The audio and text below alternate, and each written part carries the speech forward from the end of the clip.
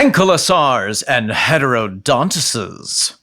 Grind thick vegetal matter in your dental batteries.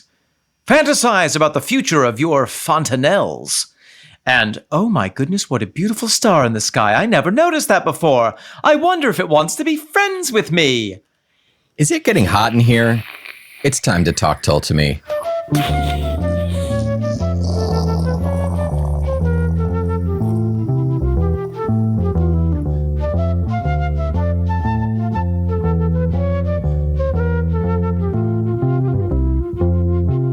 Welcome back. I am Omen Thomas Say. And I am Nick McGill. Together we are the Feckless Moans. And this, my sweet little coprolites, is Talk Tull to Me. An interclavicle investigation on the Mesozoic mountain of Prague Rock, in which Nipponosaurus Nick and Oleotitan Omen will use our sharp chompers to devour the tasty flesh of each and every track that Rostel rock band Jethro Tull have ever hatched out of their muddy nest.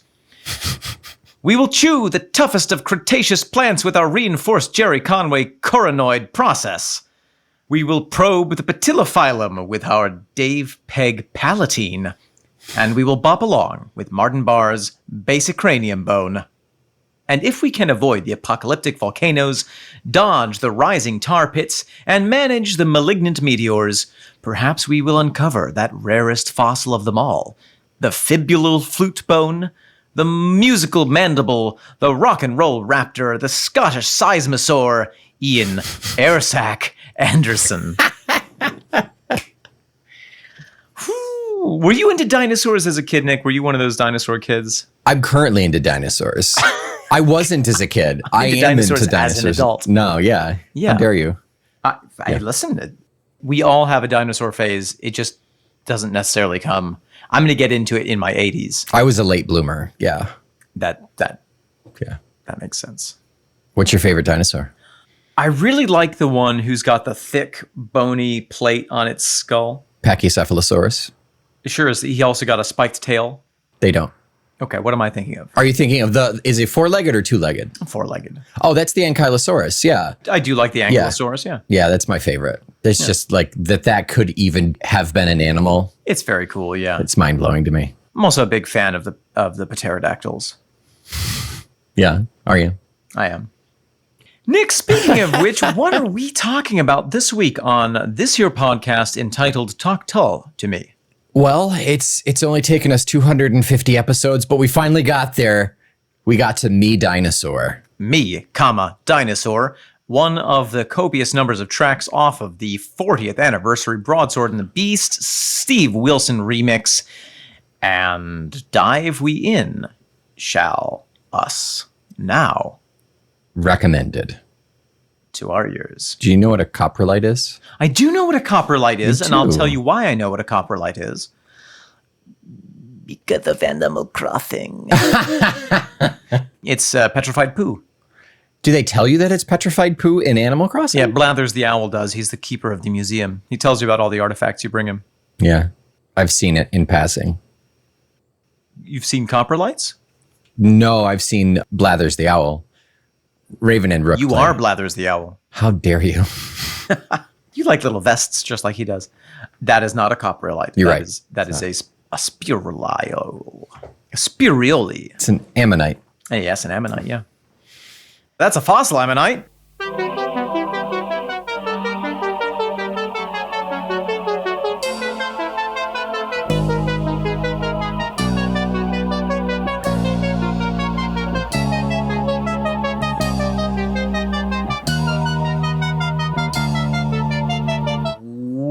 Wow, Nick.